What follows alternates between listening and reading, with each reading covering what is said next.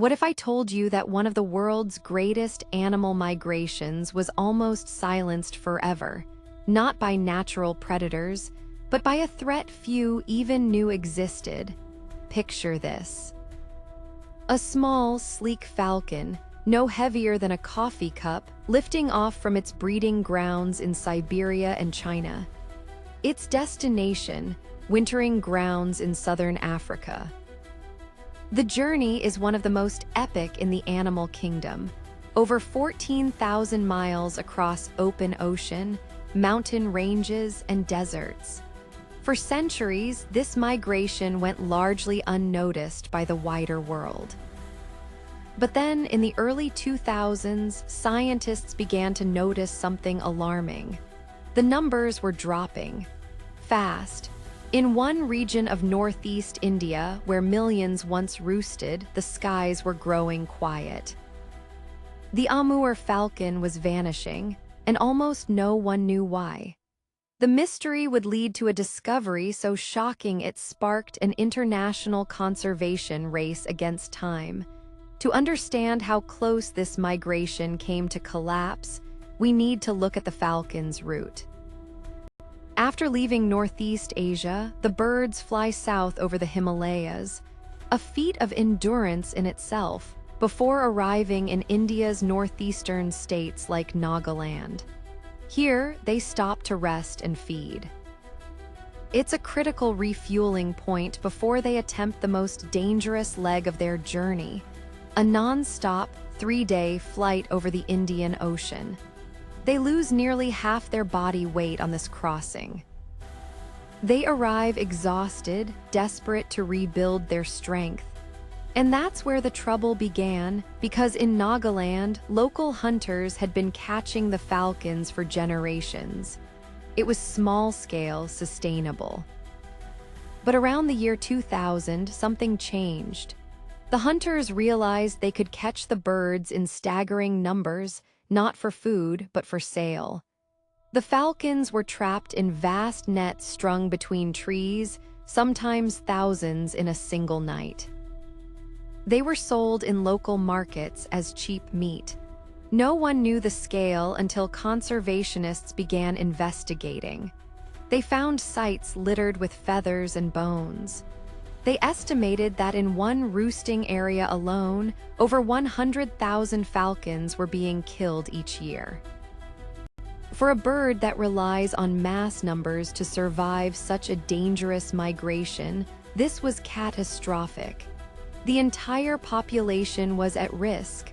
But then, something remarkable happened. A team of researchers and local activists decided to intervene. They began by documenting the slaughter, using hidden cameras, talking to hunters, mapping the scale of the trapping. What they found was even worse than they feared. In some areas, up to 90% of the passing falcons were being caught. The hunters didn't realize the impact. To them, the birds seemed endless. The conservationists knew they had to act fast, but they also knew that simply banning the practice wouldn't work. They needed to change minds, not just enforce rules, so they started with the children. They visited schools, showing videos of the falcons' incredible journey, how they flew from Siberia across oceans to reach Africa. They explained that the same birds being caught in Nagaland were part of a global phenomenon. The kids were mesmerized. They began to see the falcons not as just seasonal prey, but as international travelers, heroes of the sky. At the same time, the team worked with village elders and hunters, offering them alternative livelihoods. They helped set up ecotourism projects, where visitors came not to hunt, but to watch the falcons. They trained former hunters as bird guides. Slowly, the perception of the falcon began to shift from a source of income to a source of pride. The results were stunning.